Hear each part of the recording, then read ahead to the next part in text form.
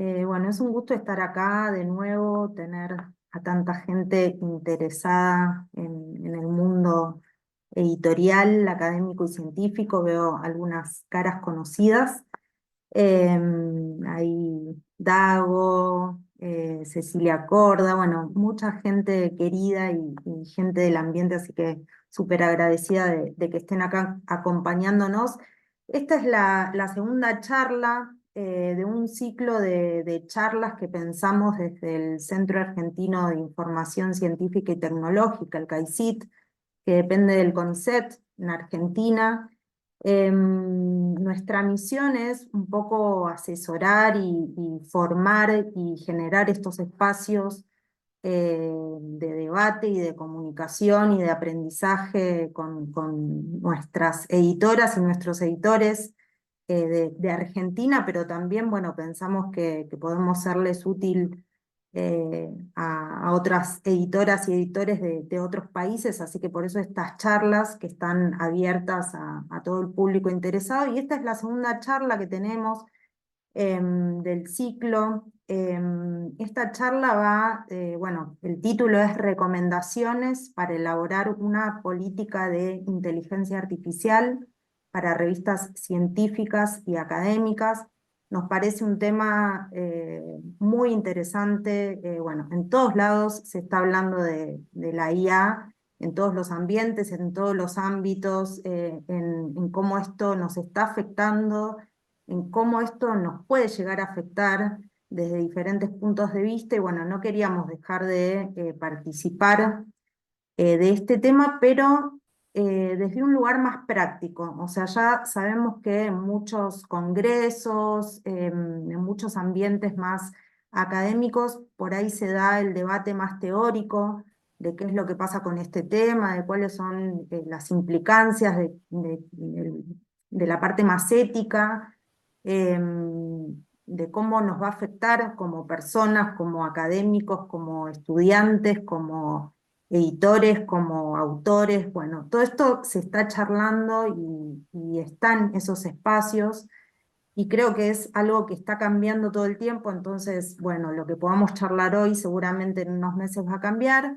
pero esta charla yo las convoqué a Liana y a María Amalia de Costa Rica, que ahora las voy a presentar. Las convoqué porque me parece que ellas tienen una visión, y las veces que las he escuchado, hablan desde la parte más práctica, y eso es lo que nos interesa a nosotros también, ¿no? De, bueno, se habla un montón del tema, pero ¿cómo podemos desde las revistas aplicar? ¿Qué podemos hacer? ¿Cómo podemos generar lineamientos, políticas para ayudar a nuestros, bueno, desde las revistas a los autores a que trabajen con este tema?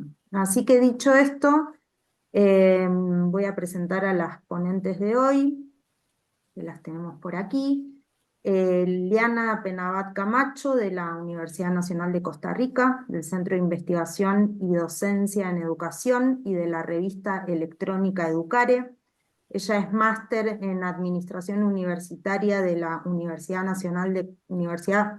Nacional no, de Costa Rica, académica del Centro de Investigación y Docencia en Educación CIDE de la Universidad Nacional y del Centro de Formación Pedagógica y Tecnológica Educativa de la Universidad Técnica Nacional, editora de la revista Educare, del CIDE, editora asociada del DOA, bueno, y un montón de cosas más en su currículum que, bueno, si quieren la googlean y van a encontrar toda la información. Y también María Amalia Penabat Camacho, de la Universidad Nacional de Costa Rica, del Instituto de Estudios de la Mujer, de la revista Géneros, Feminismos y Diversidades, investigadora también en estudios de género, docente universitaria, diseñadora, etcétera. Un amplio currículum las dos.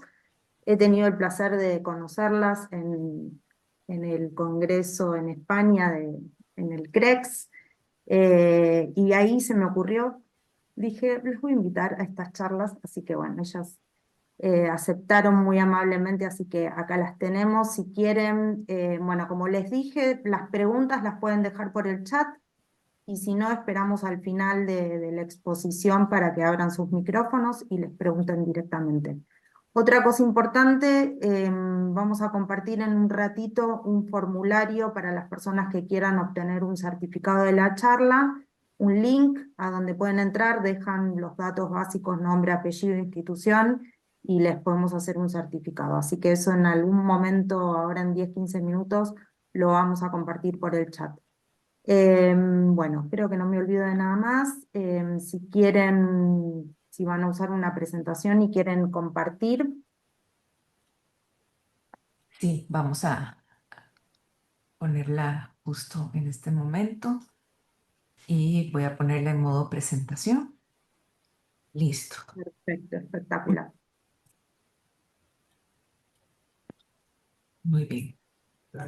Empezamos entonces. Yo quisiera iniciar por agradecerle mucho a Carolina la invitación. De verdad que para el trabajo que hemos hecho con la guía, que es parte de lo que vamos a presentar ahora, todos los espacios de divulgación que nos hemos encontrado han sido de mucho provecho y de gran aprendizaje y nos han abierto la posibilidad a conversar mucho sobre el tema, que creo que es algo que necesitamos desde la perspectiva editorial. Entonces, agradecerte mucho, Carolina, por supuesto al CAICI, a la organización y también, pues, un saludo muy cordial. Ya no sé si decir días o tardes, pero un saludo muy cordial a todas las personas que se han unido hoy. Y le dejo la palabra a María Amalia, que va a iniciar esta primera parte. Sí, ahí vi que la presentación se corrió un poquillo, pero bueno, ahí nos disculpan. Las disculpas me Luego caso. quedó así. Si hay una forma y se cambió, no hay que hacer. Así es la tecnología. Bueno, igual, es un gusto saludarles. Para nosotras ha sido un trabajo muy interesante ir compartiendo esta experiencia que se propuso en el marco de la Universidad Nacional en Costa Rica, junto con otras dos compañeras, María Morera y Suyen Alonso, quienes hemos ido interviniendo no solo desde la confección de algunas recomendaciones, sino también desde la sensibilización, alfabetización, capacitación, lo que se quiera decir en torno a este tema. Entonces, si quieren, para entrar en materia, en la siguiente diapositiva les traemos como más o menos el contenido que les queremos proponer para este espacio de hoy, que es hacer referencia a algunos conceptos básicos que nunca los dejamos de mencionar justamente porque nos permiten entender desde dónde debemos colocar esas políticas editoriales. Hablar del triángulo de la transparencia pensándose en las partes, en el proceso que implica el uso de la inteligencia artificial y las partes que se ven vinculadas en ese uso. Luego, contarles acerca de la Declaración de Heredia, que es un instrumento que se preparó aquí en la Universidad Nacional y que hemos tenido aceptación de otros ámbitos, muy interesante, y la guía donde situamos los lineamientos que ya les vamos a comentar. Y finalmente, mostrarles un ejemplo concreto. Entonces, bueno, en la siguiente, si quieres pasas. Hacemos una primera advertencia, por eso les ponemos atención, justamente por lo siguiente. Cuando hablamos de IA, todavía podemos, tal vez les voy a situar que esta charla la hemos ido adaptando literalmente cada vez que la damos conforme pasan los meses. ¿Por qué? Porque cada mes sucede un contexto nuevo con respecto al uso de la IA, pero sí, en todos los casos siempre supone debates filosóficos, técnicos, legales, éticos, morales que las personas tienen alrededor del uso, si es pertinente, si no es pertinente, en qué términos, cómo lo mido, cómo lo regulo. Y entonces, ante esto, pues nosotros nos vamos a situar muy puntualmente en la parte de recomendaciones, en el escenario en el que sí se usa, en comprender que la inteligencia artificial es una herramienta que se puede regular mediante un uso y un reporte transparente. Por eso les hacemos esa aclaración previa como para, eh, sabemos y somos empáticas del montón de debates que esto representa, pero vamos a enfocarnos ahí. Y en la siguiente también contarles un poquito desde dónde se construye. Bueno, esto tiene una mirada desde el sector de la educación pública, que en eso creo que con Argentina de pronto compartimos mucho. Se parte de una universidad pública donde tiene una mirada en función de la sociedad, en función de la población, en este caso costarricense. Tenemos diversas disciplinas que componen esta reflexión y ante todo estamos pensando en esa necesidad de confiabilidad y rigurosidad que implican los procesos de comunicación científica. Y por eso hemos pensado también en esos procesos prácticos que enfrentamos las personas en roles de edición de revista, que tienen justamente que capturar todas esas variables de temas nuevos que van surgiendo y cómo incorporarlos mediante políticas o mediante mecanismos o herramientas de regulación. Ok, y vamos a ver qué más. Entonces, ahora sí les ponemos las premisas que orientan estos lineamientos o donde les proponemos hacer estas políticas editoriales en torno al uso de la IA. La primera tiene que ver con la función social de la comunicación de la investigación o de la comunicación científica, que en cualquier escenario tiene que garantizar que se haga una ruta trazable, que se lleve a cabo un proceso ético y riguroso, que sume buenas prácticas. Por ejemplo, las que ya conocemos, no apropiarnos de información de terceros, esto implica el evitar plagio, el usar normas de citación, el proteger la información de las personas participantes de cualquier investigación, datos personales o sensibles. Luego, el replicar las buenas prácticas disciplinares entendiendo que no es lo mismo la forma en que interpretamos la investigación en las ciencias sociales o en otras ciencias. Y eso tiene que también adaptarse a cada disciplina. Y para eso se tiene que normalizar, generar protocolos, comprender las dinámicas propias de cada disciplina. Y finalmente aquí es donde encontramos que en esa función social de la comunicación de la investigación tiene que haber un reporte en el uso de herramientas e instrumentos en las cuales medió la inteligencia artificial. Luego, en una segunda premisa, planteamos la trazabilidad, transparencia, rigurosidad y ética. Y esto va a depender del reporte.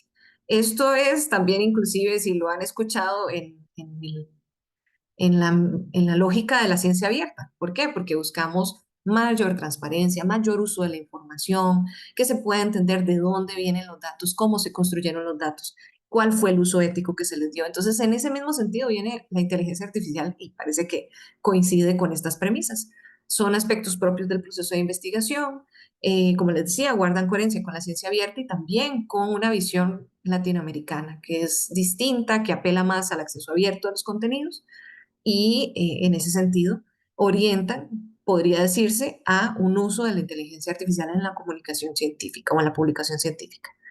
Ok, ahí les mostramos los dos insumos que originan tal vez esta reflexión o esta propuesta, que es la Declaración de Heredia. Ahí están los QR, les invitamos a suscribirlo, el de la Declaración de Heredia.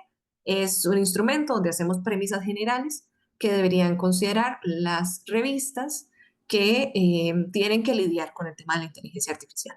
Y por otro lado está la guía para reporte y uso de la inteligencia artificial. Esta viene a ser más rigurosa en el detalle de lo que se aspira a facilitar, ¿verdad? ¿Por qué? Porque pensamos en los roles editoriales involucrados, que si las personas editoras, que si las personas autoras, que si las personas revisoras, que los equipos editoriales. Entonces ahí ya empezamos a dar un poquito más de detalles de cómo se puede implementar eso. Y por eso ya Liana les va a exponer en qué consisten justamente esos lineamientos en el caso específico de las políticas editoriales de una revista.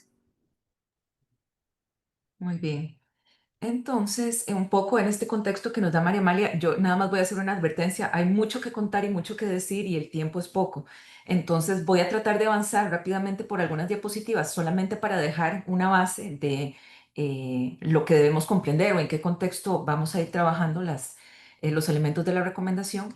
Les invitamos entonces a leer la guía, pero también para dar un espacio para que después podamos compartir y hablar con más detalle sobre estas cosas. Entonces, María Amalia le citó un poco el tema de la ética, la transparencia, la rigurosidad. Una de las cosas que encontramos muy relevante en este escenario y justamente creo que una de las ventajas que tuvimos al ir construyendo esto es que justamente cada una de las personas autoras de la guía ha participado en todos los roles, ha sido lectora de artículos, ha sido revisora, pero también ha participado en procesos de edición y por supuesto desde la autoría hemos participado en investigación. Entonces hemos podido tener como el escenario completo y la trazabilidad de todo lo que debe suceder y cómo la inteligencia artificial puede involucrarse con todos estos elementos para ir dejando justamente recomendaciones mucho más concretas.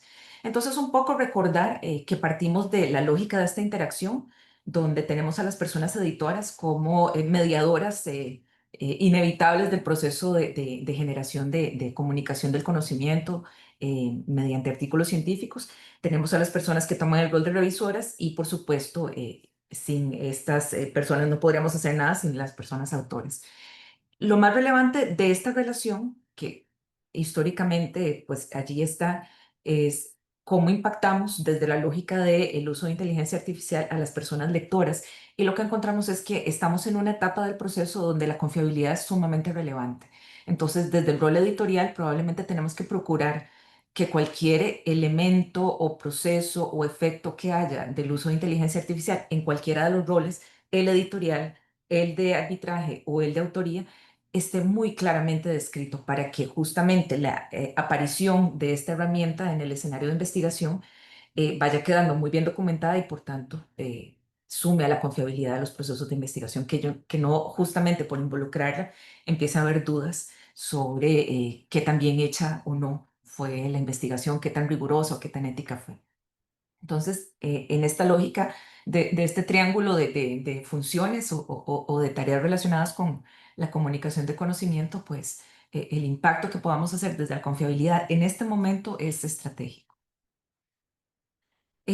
Algunos elementos o algunas ideas clave que deben regir cualquier cosa que hagamos desde nuestros roles editoriales para ir gestionando y tomando decisiones al respecto de la IA, rondan estas ideas que están acá, estas primeras tres y un segundo set que ya vamos a ver.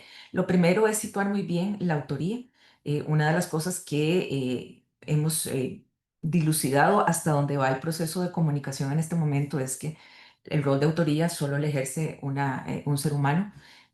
Todavía no hemos llegado a un momento en el que tengamos modelos de inteligencia artificial generando sin la mediación de un ser humano conocimiento y por tanto, además de esto, sumamos otros elementos y roles que no vamos a detallar tanto aquí, que integralmente logra ser una persona, un ser humano, pero que de forma conjunta no hace la inteligencia artificial. Otro de los elementos importantes es el respeto a la propiedad intelectual. Esto ha abierto grandes debates, no solo a nivel, digamos, de sociológico, antropológico, pero sino legal, sobre cómo estos modelos o estos lenguajes toman información ya creada por seres humanos, la convierten en nueva información y en medio de esto, pues está quedando en muchos escenarios sin reconocer la propiedad intelectual o de dónde viene la información y quién la generó. Y por supuesto la relevancia y el valor estratégico que tienen los prompts en el sentido de demostrar qué tan buenas han sido nuestras preguntas de investigación o nuestras consultas en general para poder obtener información que sea relevante y que arroje datos que realmente aporten al proceso de consulta que estemos haciendo. Y otra vez esto apunta entonces a la confiabilidad de la que les hablaba hace un momento. Y el tercer set o el segundo set más bien de elementos que tomar en cuenta es algunos cuidados muy relevantes que hay que tener al decidir usar o incorporar inteligencia artificial a nuestros procesos. Una es cuidar las alucinaciones. Sabemos que existen, sabemos que este tipo de imprecisiones, de inexactitudes, de información inventada o sacada de la manga sucede. Hay suficientes ejemplos ya documentados al respecto, por lo cual debemos ser muy vigilantes de que esto no suceda ni en nuestros procesos editoriales, ni en los que hacen los revisores, ni en lo que nos presentan los autores. Siempre hay que cuidar entonces el riesgo de que los documentos que recibamos para publicar no hayan filtrado contenidos o redacción utilizada o generada con IA. Es, digamos, probablemente una de las tareas en las cuales nos estamos viendo envueltos en este momento más compleja y debemos buscar entonces mecanismos para tratar de contrarrestar cualquier uso no filtrado de IA en los artículos que vayamos a publicar. Y finalmente, por supuesto, hay que canalizar y hay que procurar que todos esos documentos vayan, si están acompañados de IA, pues vayan lo más libres de sesgos, que no propaguen desinformación y por supuesto que entonces se apoyen también en principios básicos de bioética, que son los que cuidan pues, la buena práctica de los procesos de investigación. Y otra vez apuntamos desde allí a la confiabilidad con la que vamos dejando la trazabilidad del proceso de uso de IA. Hay algunos conceptos básicos. Yo aquí voy a pecar de simplista. Evidentemente, cada uno de ellos da para una charla y para una conversación, cada uno de manera individual. Pero creo que es muy importante que este set que les ponemos aquí es como la base sobre la cual cualquiera de nosotros desde el rol editorial debería partir para tomar decisiones sobre cómo se involucra o no la inteligencia artificial en la gestión editorial.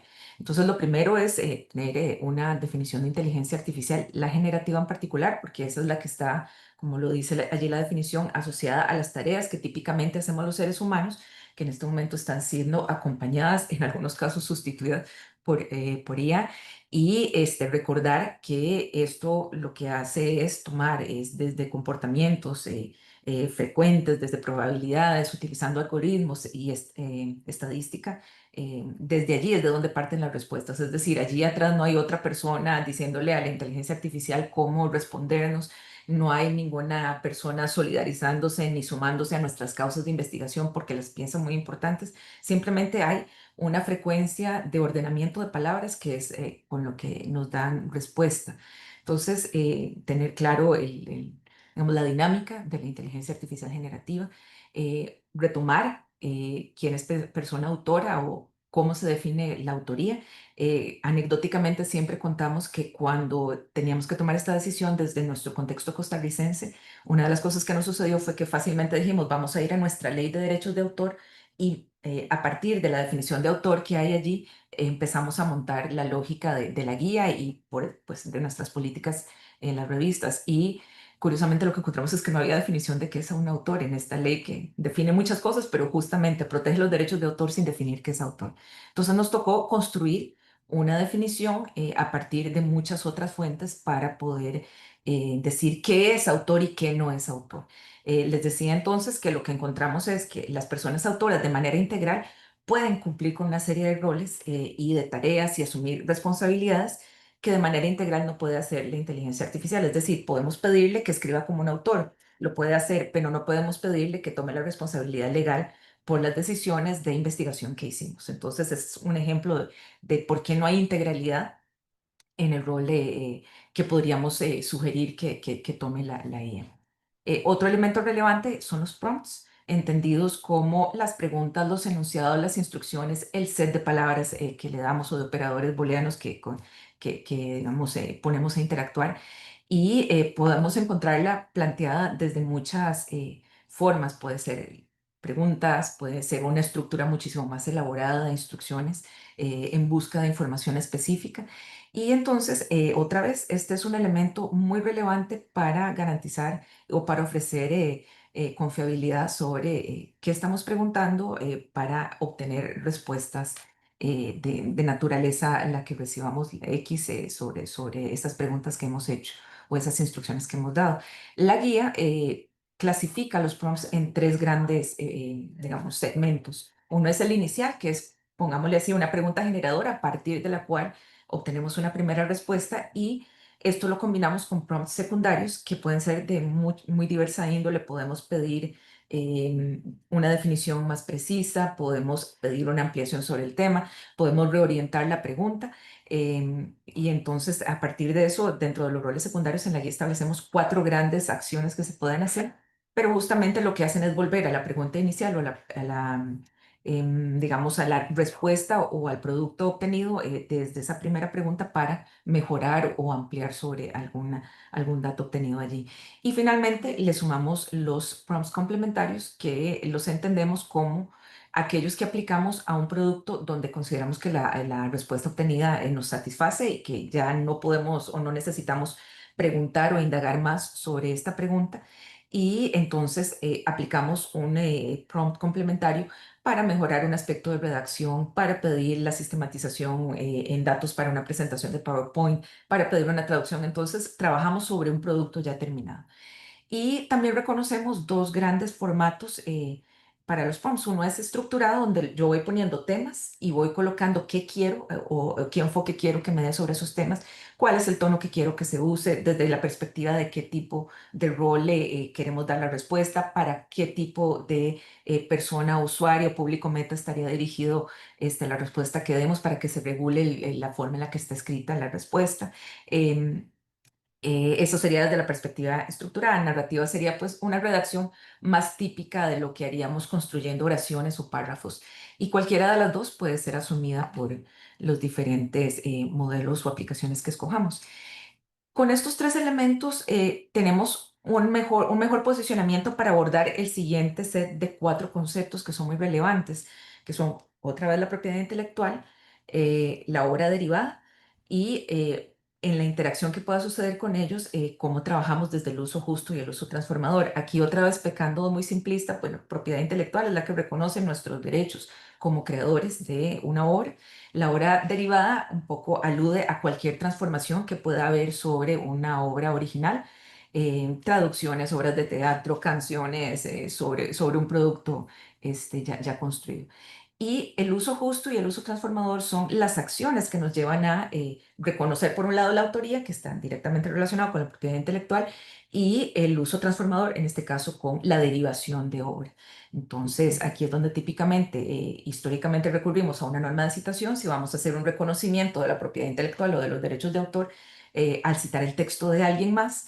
Y en el uso transformador están las implicaciones de cómo tomo una obra y genero derivaciones. Y aquí particularmente yo llamo la atención a la parte que tiene que ver con imágenes, porque probablemente es de la que en los escenarios que vamos conociendo sobre cómo las aplicaciones y los modelos de lenguaje y los diferentes, digamos, productos con los que trabajamos y ya han sido, yo diría que omisos a veces, es en el reconocimiento de los derechos de autor de justamente quienes generan imagen, más que tal vez los que han generado texto, o ha sido más sencillo recurrir a cómo, o encontrar soluciones a cómo reconocer la propiedad intelectual y los derechos de autor de un texto más que de una imagen. En el caso entonces de las políticas editoriales, y esto es un elemento tal vez común a las tres partes de la guía tiene un segmento, creo que María María un poco lo detallaba ya, pero tiene un segmento para editores, un segmento para revisores y un segmento para autores y autoras. Entonces, cada una de estas secciones está orientada primero o organizada con unos principios y después vamos a recomendaciones prácticas. En este caso, entonces, para la construcción de la política editorial, que es de lo que vamos a hablar en esta sesión, tenemos estos principios ordenadores o orientadores. El primero de ellos es el rol, recordar que el rol de editor y editora lo hace un ser humano y es la responsabilidad o tiene la responsabilidad de mediar la interacción entre los otros dos roles de aquel triángulo que veíamos en una diapositiva anterior. El otro elemento que consideramos importante es recordar que la persona que tenga el rol de edición tiene una responsabilidad sobre buenas prácticas aplicadas a los textos que publica y además está llamada a transferir esas buenas prácticas desde la formación. Creo que todos coincidiremos aquí en que ser editor o editora en este momento y en este contexto es estar permanentemente formándose en diferentes aspectos de lo que vaya sucediendo en materia de publicación científica y democratización de conocimiento para poder hacer el uso más eficiente de los temas. Y de alguna forma eso por consiguiente nos lleva a un rol, yo diría que es un colateral, porque no necesariamente uno lo asume, pero ahí está, que es el de alfabetizador, alfabetizadora. Ahí estamos permanentemente transfiriendo todo ese conocimiento mediante diferentes prácticas o adopción de prácticas en la revista o en charlas como estas que probablemente todos hemos dado en algún momento para colegas, para quienes vayan a escribir artículos científicos, que es entonces cómo transferimos y alfabetizamos desde estos conocimientos. En el caso de la responsabilidad, un poco siempre llamando a lo que ya conocemos desde el rol editorial, a transmitir buenas prácticas de publicación y en este caso, pues aparece la inteligencia artificial en nuestro escenario y por tanto estamos llamados a incorporar acciones específicas al respecto en nuestras prácticas de publicación. Siempre recordar la relevancia de la transparencia. Tenemos que llamar desde el rol editorial a la transparencia a todos los otros roles, pero también nuestro propio rol editorial debemos garantizar esa transparencia. Y otra vez, un poco desde lo que veíamos en la diapositiva del triángulo, esto es porque el usuario final necesita sentir confiabilidad sobre los artículos que estamos publicando. Entonces, siendo transparentes sobre esos procesos y sobre la adopción en este caso de IA, ayudamos a que esa confiabilidad se solidifique. Eh, Siempre recordar que el rol humano en todo este proceso es insustituible o no sustituible. La verdad es que teníamos un debate de cómo ponerlo allí, pero el punto es que en este momento no podemos darnos el lujo de pensar que haya tareas que le asignemos a la inteligencia artificial que por default estén bien. Tenemos que estar allí presentes, filtrando, mediando, asegurándonos de que los diferentes procesos han sido o bien declarados, bien explicados, o que nosotros estamos comentando muy bien cómo estamos haciendo nuestros roles editoriales acompañados de estas herramientas. Lo que nos lleva a ese último punto, que es considerar la IA una herramienta y nunca un, ¿qué diría yo? Pues un argumento de sustitución de seres humanos en aquello que todavía no tenemos certeza de que cualquier modelo garantice hacer bien desde el inicio. Entonces, siempre considerarla, o por lo menos en el proceso y hasta donde va avanzada la discusión, considerarla un apoyo, una herramienta, pero no un sustituto de las responsabilidades humanas. ¿Qué proponemos entonces específicamente para la construcción de una política? Nos planteamos dos escenarios. Uno es aquel donde los grupos editoriales quieran crear una política de IA desde cero, y el otro es, bueno, diciendo tenemos un cuerpo de normativas y de políticas ya muy bien establecido, donde lo que consideramos es que deba añadirse o aclararse cómo se va a trabajar sobre IA al respecto. Entonces, planteamos un segundo escenario que es la intervención de políticas ya existentes. Al respecto, estos elementos que están acá son los que consideramos que deben ser tomados en cuenta a la hora, en cualquiera de los dos escenarios, de crear desde cero una política o desde la intervención de políticas o, qué sé yo, términos ya establecidos por cada una de las revistas. Entonces, aquí hemos reunido todos los que consideramos durante la elaboración de los dos escenarios para la política editorial. Y voy a entonces a ir refiriéndome a cada uno de ellos. Lo primero y lo que consideramos más relevante, porque de alguna forma permea sobre el resto, es el posicionamiento. Hay que tener un posicionamiento editorial. Bien puede ser que hoy de aquí salgamos algunos diciendo, bueno, sabemos hacia dónde vamos a orientar la política de IA, o definitivamente nuestra política de IA lo que va a decir es que no se use IA. Cualquiera de los dos escenarios y cualquiera de las cosas que pasen en medio de un sí absoluto o de un no absoluto es susceptible de ser considerado y declarado en una política. Y pues ahí hacemos el recordatorio también de que debemos además considerar dentro de ese posicionamiento un marco de referencia que pasa por también la normativa institucional, es decir, si nuestra institución ya tiene políticas al respecto, si más bien está buscando la construcción, pues probablemente aquí haya insumos que haya que tomar en cuenta. Y también hablar un poco de la temporalidad en el sentido de plantear a partir de cuándo y en adelante cómo va a funcionar esto. Yo les puedo contar también anecdóticamente que en nuestro caso nuestra universidad no tenía ninguna política sobre lineamientos de uso de inteligencia artificial hasta que los editores no llegamos a tocar la puerta a la institución, y pues a partir de ahí empezamos a trabajar, y ya en la parte docente pues había algunos acercamientos muy generales, tan generales que no eran tan útiles. Y pues de alguna forma ya hemos podido ir construyendo de una forma consistente, tanto desde la investigación como desde la docencia, y sin duda pues con un gran apoyo en este caso fue el equipo de editores de nuestra universidad el que, yo diría, me atrevería a decir que es el que más ha movido el tema en nuestra institución. Otra de las áreas que hay que tomar en cuenta entonces son las tipologías documentales. Em, Desde el rol editorial, pues lo que tenemos que decir es si vamos a permitir que la IA se utilice en unas tipologías documentales y en otras no, o si va a estar disponible o aceptado en cualquiera de las tipologías documentales que vayamos a publicar. Acá tenemos escenarios muy diversos. Tenemos desde revistas que probablemente publicarán solo investigación, pero tenemos otras que tendrán muchas otras líneas de comunicación de conocimiento, y por tanto entonces habrá que ir valorando en cada una de ellas cómo eh, se utiliza o no la IA, o se permite o no el uso. También consideramos que es relevante incorporar una lista de conceptos. En este caso, así como hemos dicho, no podemos partir o tomar ninguna decisión sin tener muy claro quién es autor, sin tener muy claro cuál es el rol de la IA generativa, sin tener muy claro la cadena de relación de derechos de autor o propiedad intelectual, de uso transformador, de obra derivada, de uso justo. Entonces creemos que también hay que ser, dentro de esa lógica de transparencia, muy claros en cuáles son las conceptualizaciones desde las cuales partimos para tomar el resto de las decisiones de esta política.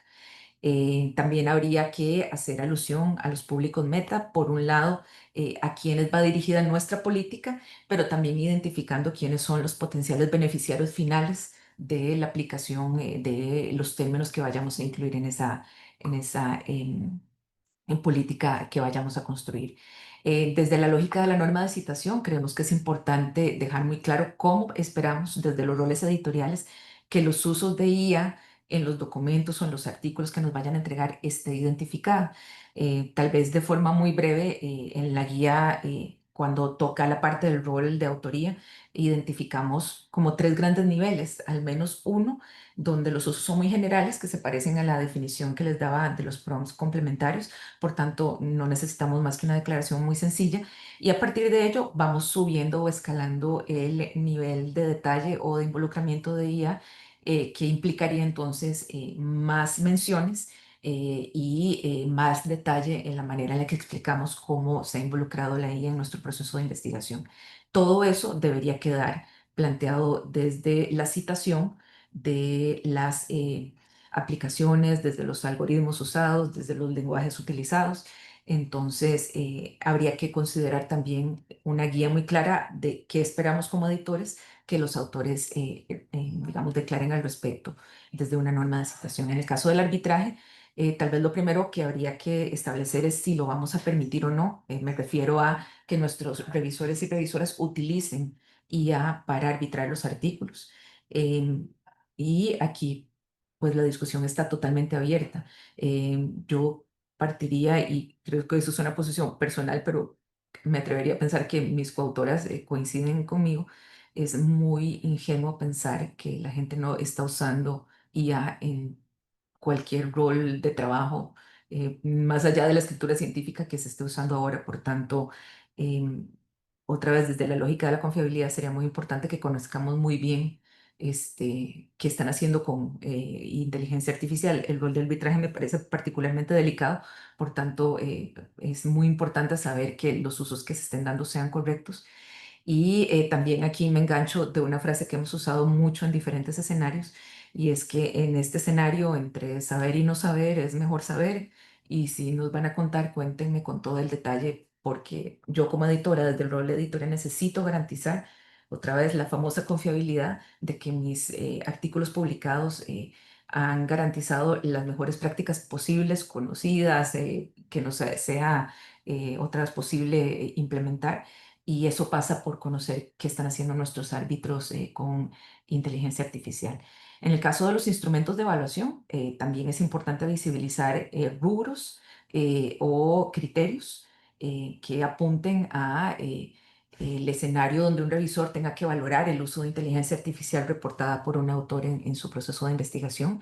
Por tanto, también entonces, por más simple que sea nuestro instrumento de evaluación, por más abierto que sea a que sean los revisores los que desarrollen sus argumentos, o todo lo contrario, por más dirigido que sea, pregunta por pregunta, paso por paso, lo que queremos que un árbitro nos diga sobre un artículo, debemos incluir ya preguntas o criterios específicos de evaluación sobre ella.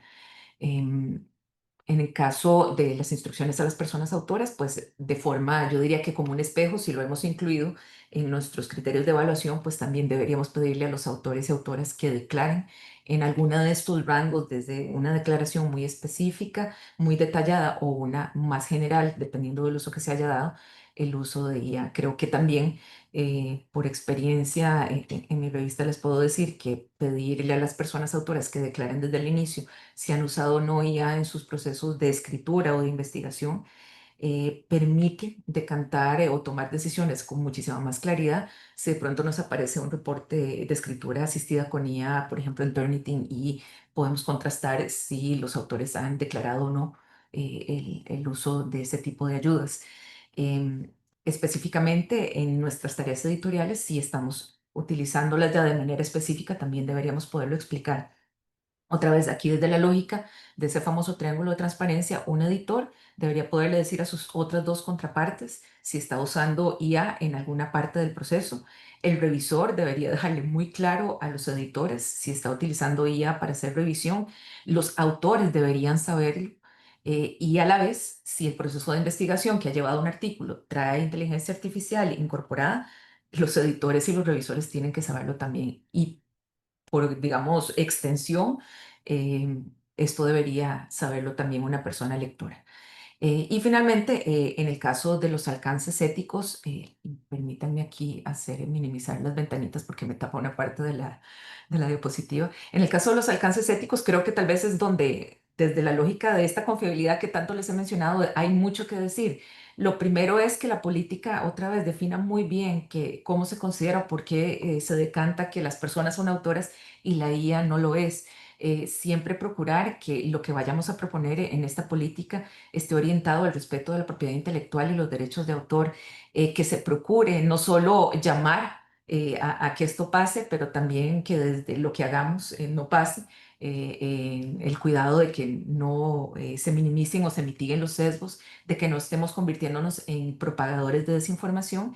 Siempre debe haber un llamado, esto es muy importante, a la protección de datos sensibles desde la lógica ética disciplinar, pero también desde lo más básico de la bioética. Esto es muy relevante. Probablemente si estamos recibiendo financiamiento para usar modelos o aplicaciones especiales o específicas, también deberíamos decirlo, declararlo en esta política.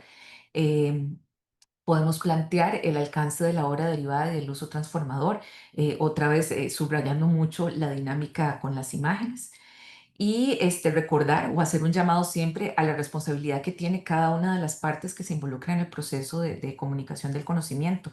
Ahí les ponemos el simbolito del delta, pero es un recordatorio más para el triángulo del que hablamos de edición, revisión y autoría, y finalmente dar instrucciones o dar orientaciones sobre dónde en el texto se debe reportar y cómo reportarlo. Entonces, con estos elementos es con los que construimos cualquiera de los dos escenarios de la política. Yo les subrayo también esto que se nos está quedando en la esquina marcado en rojo, que son los datos de entrenamiento. Y creo que es una responsabilidad de uno desde el rol editorial tener mucha conciencia de que si nosotros le vamos a dar a un modelo de inteligencia artificial o una aplicación un artículo para que haga algo con él, para que evalúe, para que encuentre aspectos específicos, potencialmente ese documento puede convertirse o puede ser absorbido por los datos de los cuales esa aplicación esté, digamos, tomando insumos para dar sus respuestas. Eso significa que de previo nosotros debimos haberle pedido permiso o avisado a los autores que esto puede suceder, de tal manera que después no vaya a aparecer información como insumo de una respuesta sobre un documento del cual sus autores o autoras no han autorizado el uso. También, evidentemente, y esto creo que dependerá mucho de la aplicación que usemos y si estamos usando una versión gratuita o una versión pagada, tenemos herramientas allí para filtrar, así como lo hacemos en Turnitin para decirle que estos textos que estamos consultando no entren a una base de datos. También tendríamos ese tipo de herramientas dependiendo de la versión que estemos usando de una aplicación de IA, pero ante todo creo que es una responsabilidad hacer esta advertencia de tal manera que todos estemos claros en cuál es el juego en el que vamos a entrar a la hora de utilizar IA para ir acompañando los diferentes procesos que conllevan el proceso de publicación. Y después lo que cerramos en esta parte o en esta sección de la guía que tiene que ver con la construcción de la política es con el proceso de divulgación. De aquí pues creo que es muy evidente lo que tradicionalmente haríamos, pero me quedo con estas ideas muy puntuales. Segmentar o tener muy claro a cuáles grupos de interés de nuestra población o de nuestra comunidad de publicación o de la revista vamos a avisarle que estamos incorporando IA y en qué términos lo estamos haciendo. Y esto directamente nos lleva entonces a cómo segmentamos, qué le comunicamos a cada grupo. Después de eso, pues evidentemente deberíamos hacer una comunicación suficiente en nuestro sitio web, en nuestras redes sociales. Puede ser que haya una comunicación por correo electrónico u otros medios que tengamos disponibles para avisar que a partir de cierta fecha vamos a empezar a trabajar con esto. En mi caso, yo les puedo comentar que cuando hicimos el lanzamiento de instrumentos nuevos, de incorporar esto a las políticas, digamos, o más bien a las instrucciones de autores, pues en su momento hicimos una comunicación masiva a todos los árbitros de las revistas avisándoles que esto iba a pasar y cuáles eran las reglas que les estábamos dando para el uso de IA en adelante en sus arbitrajes. Y finalmente, eventualmente, pues si es necesario incorporar algunos mecanismos de seguimiento para saber que la información ha llegado adecuadamente a los diferentes grupos de interés. Creo que ya con esto vamos cerrando. Les decíamos que íbamos a mencionar un ejemplo. En este caso decidimos ponérselos con QR. Esta es la revista de la cual yo soy la responsable editorial y la política, lo que hicimos fue construir una política específica, no usamos el escenario de intervenir políticas ya diseñadas. Esto ustedes lo van a encontrar, además de en ese QR, en la sección de acerca de la revista. Y dentro de nuestra política de ciencia abierta incorporamos un punto, en este caso el 10, que se llama inteligencia artificial en el proceso de investigación y en la redacción de artículos y ensayos, que son nuestras tipologías documentales, y allí apuntamos a cuáles son las reglas que le estamos planteando a la comunidad de la revista sobre el uso de IA y en este caso está específicamente, o más bien no específicamente, no, sino especialmente orientado a las personas autoras. Entonces, pues les invito a consultarla allí con más detalle para que la puedan ver ya, digamos, esas mismas reglas que les acabo de comentar, pero ya puestas en práctica en una política específica. Y bueno, de nuestra parte, esto sería lo que teníamos para contarles. Yo sé que lo hemos hecho como de forma muy apresurada, pero queríamos dejar también el espacio para poder conversar un poco sobre el tema y también conocer de otras experiencias sobre qué se está haciendo en gestión editorial sobre ella en otros espacios y revistas. De nuestra parte, entonces, agradecerles y dejamos el espacio para conversar. Bueno, excelente, excelente. Gracias por la velocidad, así nada, nos queda tiempo para charlar. Yo fui compartiendo algunos links bueno, de la declaración y de la guía que fueron mencionando. Quería hacerles una pregunta. ¿La declaración de Heredia todavía se puede firmar? Sí, la tenemos abierta para firma. Lo que estamos haciendo es cortes trimestrales. Ujú. Entonces, dentro de la misma declaración, al puro final, está el link del formulario. Allí ustedes pueden entrar, firmar y nuestro siguiente corte será en septiembre. Entonces, allí lo que hacemos es refrescar Agregar la la hoja de firma. firmas y ya se verán todas las firmas del periodo entre julio y septiembre que no teníamos reflejadas, pues ya estarán allí disponibles. Ok, excelente. Perdón, Carolina, y nada más entonces comentarle a las personas, si hay alguien que no se ha adherido y lo va a hacer ahora, lo que hacemos también es avisarles cuando ya esté incorporado para que sepan que su firma ya está visible y también les damos un acceso a las gráficas de un botón de firmante del sello. Entonces allí, si alguien lo Eso es lo que te necesita iba a para preguntar. explicar, si alguien quiere ponerlo en su sitio web, lo puede tomar de allí y ya lo publica. Justamente te iba a preguntar eso porque entré recién a Educare y vi que tienen el loguito de firmante de la declaración y te iba a preguntar si ese logo estaba disponible. O sea, ustedes se lo envían a las personas. Exacto, a quienes han firmado. Ujú. Espectacular, muy bien. Bueno, excelente. Bueno, muchas felicitaciones. Acá estoy leyendo de diferentes personas. Algunas ya empezaron a hacer preguntas. Daniela dice, ¿la declaración es para universidades públicas? No Eh, excluye, no segmenta, es para quien quiera firmar en realidad. Hemos tenido ok, todas las variables. Originalmente pensamos nada más en personas a título individual y en organizaciones y hay gente que firma a título individual y como organización. Entonces, no hay restricción alguna al respecto. perfecto. Bueno, voy a leer algunas de las preguntas que fui recuperando del chat. Dice, bueno, no copié quién es esta pregunta. Me gustaría preguntarles sobre la jerarquía de políticas de IA, especialmente en el contexto de una universidad nacional como en la que colaboran. ¿Consideran ustedes que sería posible hacer una política general que aplique a todas las publicaciones de una misma organización editorial? ¿O recomiendan siempre instanciar una política específica para cada publicación? Buena pregunta. Bueno, sí, Y si María quieren, Marlene. yo contesto a esa y la complementas. Sí. Bueno, vamos a ver, la universidad en la que trabajamos sí ha hecho algún nivel de estandarización de recomendaciones o instrucciones generales para que las personas investigadoras y docentes lo tengan en cuenta. En el caso de la declaración de heredia, pretende ser como una especie de recomendación para que las personas adopten buenas prácticas, pero yo consideraría que si bien hay una generalidad que puede cubrir a varias, lo específico debe corresponder a cada revista, porque cada revista parte de una disciplina específica, con unas normas específicas, y ahí es donde tienen que darle los matices del uso de la IA, hasta qué punto, en qué condiciones, etcétera. Ok, Sí, exactamente eso habría respondido yo. Entonces, creo que la especificidad, una base común, creo que es posible y lo disciplinar debe dictar, inclusive, que creo que es un mensaje que también hemos tratado de reforzar mucho.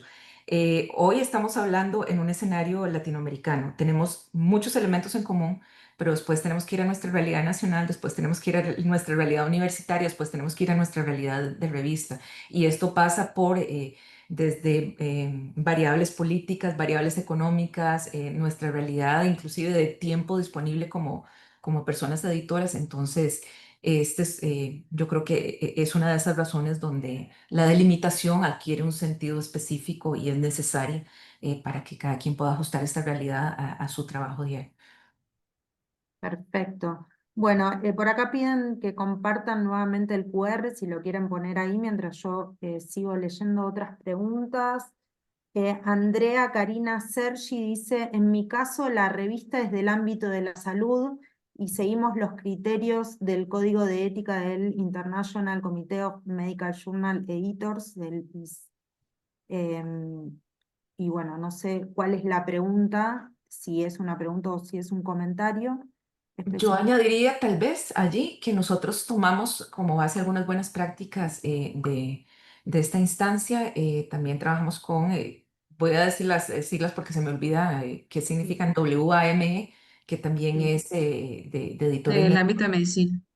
y particularmente no solo los consideramos que siempre están a la vanguardia con este tipo de cosas, sino que además nos llaman permanentemente a recordar la parte bioética y las consideraciones del cuidado, del resguardo, voy a decirlo de esta forma, a la a humanidad, ¿verdad? Que es justamente el contraste que tenemos con esta herramienta con la que estamos empezando a convivir de forma muy intensiva.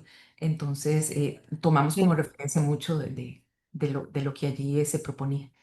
Liana, piden el ejemplo de la última diapositiva. Ok, voy bajando. Bueno, otra pregunta es Chris Plenkovich, pregunta, en general, ¿en qué partes del artículo se deja constancia del uso de la IA? ¿En reconocimientos, metodología? Bueno, Yo iba Nosotros, a agregar ujú. antes de que darle espacio a Liana, pero nada más es como para hacer un comentario curioso a partir de las preguntas. Me parecen muy interesantes, inclusive algunas dieron algunos insumos adicionales y todas de alguna manera repuntan en la parte del uso dentro de la investigación. Si bien estamos pensando, por lo menos en el caso de esta presentación, hacia las políticas editoriales, muchas llevan de nuevo esa reflexión de cómo se hace en el artículo, qué tanto se puede usar en el artículo, que ese es otro espacio que podríamos sacar o que ustedes se tomen el tiempo de revisar la guía, pero sí, Diana ya les va a explicar para darles respuesta a la pregunta. sí, Bueno, yo creo que, perdón, creo que lo que pasa es que también muchas de las personas que están acá tienen un doble rol, que es que por ahí son editores, editoras, pero también son investigadores y son autores. ujú, Entonces, bueno, las preguntas vienen también desde ese lugar. claro. Y bueno, entonces otra vez le apunto a dos temas que ya hemos mencionado. Uno es la confiabilidad y el otro, digamos, como la responsabilidad de la trazabilidad. El trasfondo nuestro, latinoamericano, en la mayoría de los escenarios apunta a la ciencia abierta, entonces con mucha más razón develar esto es relevante. Bueno, y le sumo la no ingenuidad, de que no caigamos en la ingenuidad de pensar que la gente no está usando esto, entonces cuenten todo. Eh, lo que estructuramos es, otra vez, desde esa lógica de los prompts de inicial, secundarios y los complementarios, los tres niveles de reporte que se pueden hacer en un artículo científico. Si hemos hecho usos muy complementarios, pedí una traducción, una revisión de ortografía, que tomaran un dato o una un texto que creé y que lo convirtieran en una tabla, en bullets para una presentación de PowerPoint. Eso es muy complementario y por tanto lo que necesita es una declaración muy sencilla. En la guía hay ejemplos de cómo estructurar esto, pero básicamente es, usamos tal aplicación en tal fecha, en tal versión para hacer esto. Y después de eso, dependiendo de cuán intensivo haya sido el uso, allí sí toca contar muchísimo más. Entonces, en la guía vamos segmentando desde el título, desde el resumen, desde la introducción, pasando por conceptualización, contextualización, metodología. Si pues alguien trabajó acompañado todo el proceso de investigación, entonces en el análisis, en las conclusiones, ¿qué hay que decir? Tal vez yo subrayo mucho que la parte metodológica es muy relevante desde esta idea de la confiabilidad, donde podamos mapear muy bien todo. ¿Qué es lo que proponemos allí? El prompt es la herramienta tal vez que va dejando mejor dibujado qué es lo que hemos pedido a una aplicación hacer. Por tanto, deberíamos preocuparnos por mapear los prompts, entendiendo que no puedo necesariamente obtener como de esta idea, no necesariamente voy a obtener todas las veces la misma respuesta al mismo prompt. Justamente porque las aplicaciones pues van modificándose, entrenándose, si cambié de computadora, si lo hace mi colega de investigación o lo hice yo, todo eso va a generar algunas diferencias en la respuesta obtenida. Por tanto, no es recuperable. Pero lo que yo sí puedo dejar muy claramente establecido es qué pregunté y qué prompts secundarios o instrucciones o preguntas secundarias hice a partir de una pregunta inicial para que se pueda ver cuál fue el historial de consulta que hice para obtener un producto específico. Entonces, en la guía hay tablas de forma muy transparente. Cuando estábamos ideando permanentemente estábamos evocando el sistema Prisma. Entonces, mucho de lo que terminamos haciendo como condensaciones en diagramas o en gráficos sobre cómo cuantificar y cómo ir ordenando esta lógica de presentar prompts está muy apegado a la dinámica que alguien que haya hecho una revisión sistemática o metaanálisis conoce de esta metodología Prisma. Entonces allí lo van a ver en gráficos específicos y esos diagramas se pueden utilizar y replicar. Entonces se puede, y la intensidad o la intensividad del uso es lo que determina cómo lo vamos declarando en el artículo. Evidentemente, entonces, entre más involucrado haya estado una aplicación o la IA en nuestro proceso de investigación, pues más tenemos que contar y más tenemos que dejar descrito para que haya una buena trazabilidad que lleve a la tranquilidad a quien está leyendo el artículo de que hemos hecho un uso lo más responsable posible de estas herramientas. Bueno, voy a leer dos preguntas más, junto dos, y después hay varias. Primero hago una mía que es que tiene que estar pensada más desde el lado del editor, del equipo editorial, es si la revista, o sea, si el equipo editorial utiliza la IA para alguno de sus procesos, por ejemplo, me imagino, nosotros estamos pensando desde el CAICIT algún taller también de aplicación práctica, ¿no? Para los editores y las editoras, sobre todo para la difusión, todo lo que tiene que ver una vez que están publicados los números, cómo difundir, bueno, creo que en eso la IA es una herramienta que nos agiliza un montón algunas herramientas comunicativas. Entonces estamos pensando eso y lo que yo pienso es una revista que usa la IA en parte de su proceso editorial. ¿En dónde y cómo puede hacer para en su página web, por ejemplo, explicitar el uso? ¿Qué recomiendan ustedes? Y después les hago dos preguntas cortitas. Bueno, una, Steffi Fondevila Sunset dice, nosotros adherimos a la declaración de Heredia, pero queremos ampliar algunos ítems debido a la especificidad de la disciplina. ¿Podemos citarlos como la base de nuestra declaración propia? Les dejo esas dos si quieren y después voy con las demás que hay unos comentarios más amplios. Marima, yo no sé si querés aludir alguna, pero sobre esta de ampliar, por supuesto, adelante. Agradecemos la cita, inclusive más bien, y claro que sí. Más bien, si nos pueden contar, estaría muy bien para saber qué otros usos o derivaciones ha tenido el documento. Yo he estado contestando, he tratado, ¿verdad? Porque sí han salido bastantes preguntillas muy interesantes. Por ejemplo, el tema de dónde se consigue para firmar la declaración de heredia, que eso está en el documento. Hay un formulario que ustedes pueden acceder y con eso ya pueden suscribir la declaración. Este, y también preguntan el tipo de declaración, que eso siempre es una pregunta recurrente sobre qué tanto, si yo no lo usé para mayor cosa, qué sé yo, para que me corrigiera la redacción, pero ahí sí siempre se recomienda, digamos, si es un uso muy puntual que abarca todo el contenido, por ejemplo, una revisión de ortografía, puedes hacer una declaración al final del texto, declaración de uso de inteligencia artificial y explicas para qué lo usaste. Pero sí es muy importante apelar a la fecha en que se hizo la consulta y el tipo de herramienta y la versión de la herramienta, porque las herramientas tienen diferentes funciones y pagas o no. Y por otro lado, también cambian, aprenden. Entonces, en cuestión de minutos, puede mejorar el resultado con respecto a lo que yo consulté. Entonces, piensen, por ejemplo, en una metodología. Si yo apliqué la metodología, yo cuento cómo la apliqué para que la gente la pueda replicar, pero sabemos que hay una variable que no van a poder replicar exactamente, que es el tiempo en que sucedió la consulta. Y eso va a implicar una variación en los resultados. Bueno, nada más para ponerles un ejemplo, pero Y sí, sobre lo que está. preguntaba Carolina, sobre dónde en la revista creemos entonces que en la política pueden ir incorporando alguna mención de esto. Lo que pensamos es que esto también va a ir aumentando en el tiempo. Entonces, si en algún momento lo estamos pensando para divulgación, probablemente hay otras revistas donde lo que estamos haciendo es asociando perfiles de, por ejemplo, revisores a contenidos de artículos para seleccionar quién arbitra un texto específico.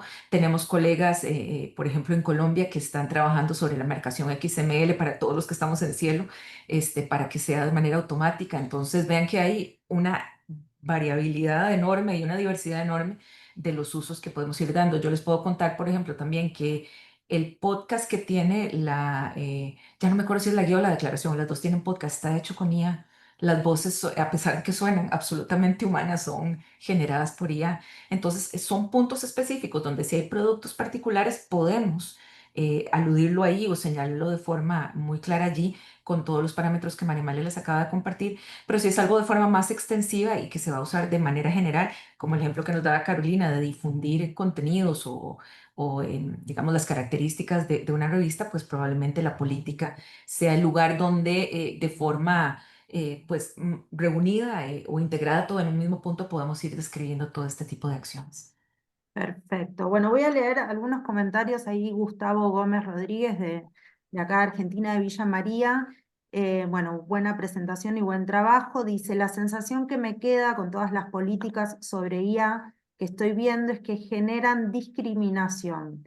Si uso IA, no lo diré para evitar ser discriminado. Por otro lado, si el humano es el total responsable de lo escrito, queda en mano del editorial el detectar lo erróneo o si fundamento serio de nuestra investigación o escrito. Además, ¿dónde queda el límite de uso de una herramienta? Excel, Word, bueno, nombre algunas herramientas, y si soy ciego o tetrapléjico y dicto a otra persona, ¿qué debo reconocerle? Bueno, Gustavo Gómez generó como un debate ahí, varias personas se fueron sumando. Dice, personalmente siento que estamos tratando de evitar arena en el ojo en medio de la tormenta de arena. Bueno, gracias Gustavo por el comentario. Le sumo ahora si quieren juntos 2 o 3 comentarios para avanzar y después las dejo responder a las expositoras. Preguntan, bueno, el tema de los detectores, ¿no? Si hay alguna herramienta que se pueda usar para detectar el uso de la IA. Después, Ángel Gutiérrez dice, es importante declarar no solo el software para el análisis de datos, sino hasta el buscador o el sistema operativo. Es una pregunta. ¿Dónde se vuelve necesario declarar y cuándo es redundancia? Bueno, sobre estas ideas, tal vez de la primera que leíste o de esa reflexión primera, justamente creo que eso es una tarea que nos toca hacer a todos y a todas, hacer esas discusiones y irnos situando un poco desde allí de donde aludimos a hacer estos posicionamientos. Y pasan por posicionamientos personales, disciplinares, de colectivo académico, de una universidad, de una realidad de país. Hay muchas variables que tomar en cuenta allí, pero es muy importante dar esas discusiones para poder hacer un posicionamiento adecuado. Entonces, esos debates bienvenidos sean y hay que hacerlos y probablemente la mayor responsabilidad que tendríamos en estos escenarios es participar de ellos, no quedarnos esperando a que terceros y particularmente siempre aludo a esto a terceros en otros continentes tomen decisiones por nosotros cuando nuestras realidades apuntan a cosas muy específicas y muy significativas para nuestros contextos inmediatos.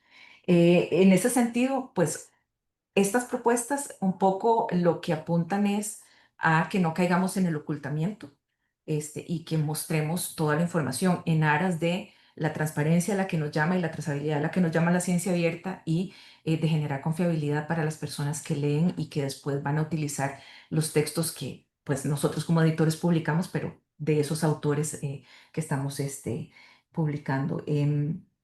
Y en cuanto a la detección, un poco lo que hemos encontrado es que esto parecería como una carrera donde nunca vas a poder lograr llegar a atrapar a lo que estés persiguiendo, porque lo que hemos encontrado, y esto está muy documentado en artículos que miden estas experiencias, es que justamente el proceso de entrenamiento de las diferentes aplicaciones hace que en las que específicamente están buscando detección de escritura asistida por IA, cada vez que se utilizan estas herramientas, el entrenamiento las mejora, por tanto hace que estas herramientas que van a detectar eh, pues sean burladas permanentemente. Entonces, cualquier ajuste que le hagan a la detección eventualmente será superado por la de escritura o la de asistencia de escritura o la de mejora de lo que se esté utilizando. Entonces, desde esa perspectiva, lo que proponemos es cambiemos un poco la perspectiva y dejemos de perseguir o de tratar de detectar o de que no suceda esto que alguno de las personas comentaba, que es esta permanente sensación de que te van a marginar, a acusar por utilizarla. Y entonces, desde los roles a los que estamos llamados a tomar decisiones, demos reglas, transparentemos el uso.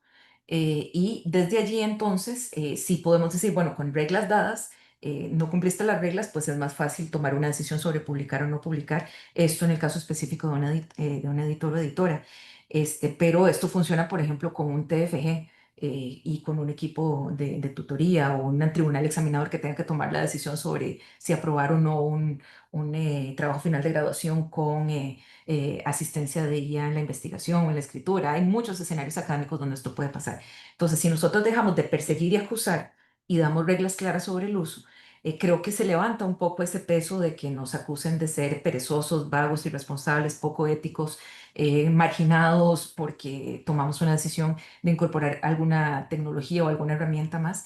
Y eventualmente esto llevará a que de pronto la declaración sea tal como decimos, usé el microscopio tal, de tal versión, o usé este PSS o Atlas TI de la versión tal.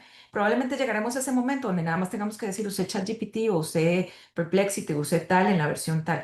Pero hoy, ahora, necesitamos contar todo lo que se pueda para que entendamos que esa herramienta fue utilizada responsablemente, de manera trazable y que por tanto lo que estemos obteniendo como resultados de un proceso de investigación es confiable, apoyado en estas herramientas.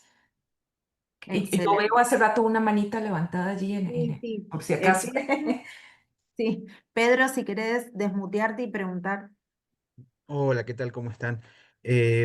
Simplemente era felicitar el trabajo, lo pude ir viendo mientras daba las devoluciones, tanto la guía como la primera presentación, que es la declaración. Veo que es una revisión muy amplia y eso es como meritable muchas veces dar el mismo aprecio de investigador a otro colega y también Gracias. objetiviza mucho nuestra labor. Quería consultarle, es quizás una pregunta bastante básica. Hace poco asumí como director y también editor de una revista y vi que en la política editorial que tienen, justo en el apartado 5 de recomendaciones para informar del sobreuso, adhieren este PDF o el documento enlace para que el que desea ampliar las normativas de uso la puedan contextualizar. Bueno, quería consultarles, creo que iba con una pregunta relacionada a un compañero que hizo hace un momento sobre usar este mismo documento citándolo, pero a la vez también quizás aclarar, si es que fuese así, la especificidad propia del área donde se vincularía dicho artículo. Porque acá veo, y no lo he leído por tiempo, así que me voy a tomar la tarea porque seguramente esto que digo capaz que ya está también suplido dentro de esa lectura. Bueno, allí la invitación es a que utilicen el insumo y puedan generar sus propias políticas o toma de decisiones o instrumentos eh, muy, diría yo, personalizados. Nosotros, no sé, en Costa Rica usamos la palabra tropicalizado, no sé si tiene el mismo sentido para ustedes, pero muy traído a nuestra realidad. Entonces la invitación es esa, si de allí este, nos quieren citar, lo agradeceremos mucho, pero sobre todo el llamado es a eso, a estudiarnos como realidad inmediata en nuestra revista, en nuestra universidad, en nuestro país, y a partir de esa realidad ir construyendo con nuestros recursos y con nuestros tiempos esas reglas, un poco llamando, sí, invitando a movamos el foco del lugar y dejemos de perseguir o tratar de acusar gente o tratar de encontrar gente haciendo una mala práctica y demos reglas para que las prácticas sean buenas y justamente pues una tarea que como editores y editoras estamos llamados a hacer es entonces a formarnos y después hacer el efecto multiplicador en nuestras comunidades, en este caso de revisores y autores, que sería esa alfabetización. No sé, María Marlo, si quisieras agregar algo. No, no, en realidad comparto eso. Quería referirme a otra pregunta, pero de mi parte comparto la respuesta que estás indicando. No sé si Pedro quería ampliar. No, muy, muy claro. Le agradezco mucho eh, la exposición. Ok, muchas gracias. Yo quería comentar sobre una de las preguntas que hace referencia a una nueva herramienta que está sacando la gente de Creative Commons, que es la de CC Signals, me parece que se llama. Ahí la estuve indagando. Bueno, como les digo, esto es casi que ir día a día viendo todo lo que va surgiendo para atender las demandas del proceso de aprendizaje de la IA, ¿verdad? Entonces, sobre eso les quería decir que eso está relacionado con qué tanto lo usamos en la investigación. Y sí, perfectamente podríamos empezar a usar ese tipo de identificativos para reportar y que se respete nuestra originalidad, nuestro producto original en el artículo en caso de que sea cosechado por otras herramientas de inteligencia artificial. Pero creo que todavía sería mucho más valioso para esto que citó Liana al inicio, que tiene que ver con la obra visual, la obra audiovisual, donde ya se está haciendo una reproducción literal y está muy descuidado el manejo que se hace de esa obra. Entonces, este tipo de herramientas como el CC Signals sería súper oportuno para incorporarlo y para que las personas lo puedan reportar en sus trabajos y que sean respetados en esos mismos términos. Eso era. Excelente, justo me había quedado esa pregunta que fue la primera que hizo Mariano, un colega acá argentino, me había quedado y la estaba por hacer, así que ya la respondiste. Excelente. Bueno, están preguntando si la charla va a estar, si después la vamos a subir al canal de YouTube del CAICIT y todos los que están acá les vamos a enviar un correo con el link, así que van a poder acceder. Si las expositoras después nos envían la presentación, también la vamos a colgar en nuestro sitio, así que no se preocupen por eso. No sé si quedó, quizá ya quedó alguna pregunta que no pude rescatar, si hay una última intervención levantando la mano. Estamos para eso y si no, bueno, voy a Mientras pasar. tanto, quisiera aludir a un tema que me parece relevante.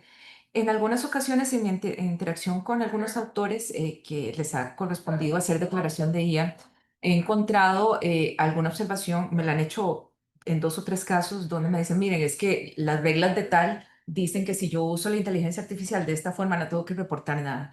Y específicamente aluden a, nosotros le decimos acá en Costa Rica, a COPE, el Committee on, no sé cuánto Ethics, se me olvidan todas las siglas, y un poco se escudan en lo que allí diga, yo no lo he encontrado de forma literal, en que si se usa para corrección ortográfica y tal, no reportan y que por eso no están reportando. La posición de esta propuesta es que por mínimo que sea el uso, hay que reportarlo, porque justamente de no reportarlo surge una interacción entre un editor y un autor donde le digo, mire, mi reporte de Turnitin de escritura asistida por IA dice que usted tiene un 70% de escritura asistida por IA, pero cuando llenaste mi declaración jurada estás diciendo que no usaste IA. Entonces, ¿qué pasó aquí? Y allí es donde surge, bueno, es que tal dice que no. Entonces, las reglas de la revista, en este caso, en nuestra experiencia, dicen claramente que no importa si la usamos para revisar puntos y comas o si la usamos para hacer un análisis del discurso en una investigación cualitativa, tiene que estar explicado. Y justamente lo que nos preocupa de una posición como esta es que esto es literalmente como barrer el polvo debajo de la alfombra y que nadie vea. Entonces nos estamos perdiendo la trazabilidad de información, estamos perdiéndonos inclusive de conocer herramientas o aplicaciones específicas que sirvan para cosas o para usos particulares que estén haciendo los autores o comunidades en diferentes países. Y por tanto, otra vez, estamos en un momento donde esta trazabilidad tiene que ser posible para que haya confiabilidad. Si no, pues probablemente un editor tenga muchos insumos para desconfiar del proceso y de las decisiones tomadas por un autor porque no lo reportó adecuadamente. Entonces, es pues un contraste que hemos encontrado con realidades que se están dando en otras latitudes, en otros contextos o continentes, o probablemente en la revista de al lado nuestro, en nuestro portal de revistas, pero otra vez el llamado es a que nos posicionemos y que establezcamos esas reglas específicas para nuestros procesos de publicación. Yo iba a agregar ahí rápidamente eso que estabas diciendo. Entonces, sería, digamos, si ustedes adscriben copy, se respeta lo que dice copy. Si ustedes adscriben su propia política, el autor o autora tendrá que adscribirse a esas lógicas, ¿verdad? No basta con que venga a homologar lo que sucede en una revista con otra. Es lo mismo que pasa con el preprint. No todas las revistas en este momento reciben preprint. Entonces, a la revista que reciba preprint, a esa le mandaré si necesito que me reciba mi artículo con preprint. Es la misma regla. Excelente. Bueno, si no hay ninguna intervención más, ninguna pregunta, yo les quería mostrar, nosotros, y esto para ir cerrando, les agradezco mucho a Liana y a María Amalia por este ratito, por este tiempo, y a todos los que se quedaron acá presenciando, y sobre todo los que preguntaron, porque bueno, siempre el debate se enriquece con las preguntas. Nosotros desde el CAICIT estuvimos trabajando en estos últimos 2 meses también un poco con el tema de la inteligencia artificial, y les queríamos mostrar muy rápidamente. La idea de hoy era darle tiempo a esta charla y a las preguntas que estábamos seguros que iban a surgir. Pero bueno, pensamos también dejarles esto para que ustedes lo miren cuando tengan tiempo, que es un decálogo que preparamos, que se llama, no sé si ahí se está viendo, lo denominamos Decálogo para el uso ético de la inteligencia artificial en revistas científicas y académicas. Ahora les voy a pasar el link a donde lo pueden encontrar en nuestra página.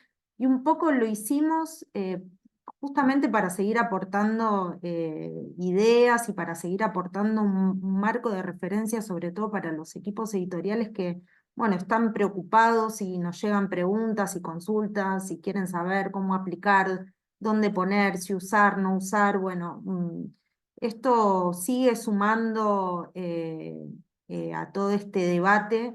Es un decálogo, o sea, son 10 puntos que los van a encontrar acá, que tienen que ver con diferentes temas que creemos importantes y que pueden, creemos, también servir de forma práctica para que los equipos editoriales redacten sus políticas editoriales referidas a este tema. Entonces nos parecía como un complemento de esta charla que nos ofrecieron Liana y María Amalia, dejarles este decálogo.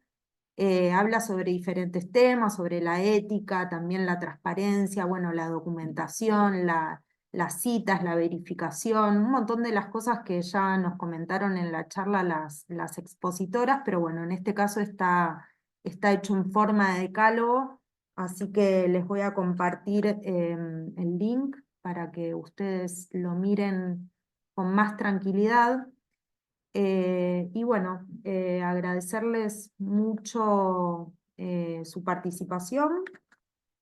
Seguramente vamos a invitarlos a la próxima charla, que todavía no definimos bien de qué tema será, pero bueno, les llegará la invitación, así que gracias. Gracias, Leana, gracias, María Amalia, y bueno, seguimos aprendiendo.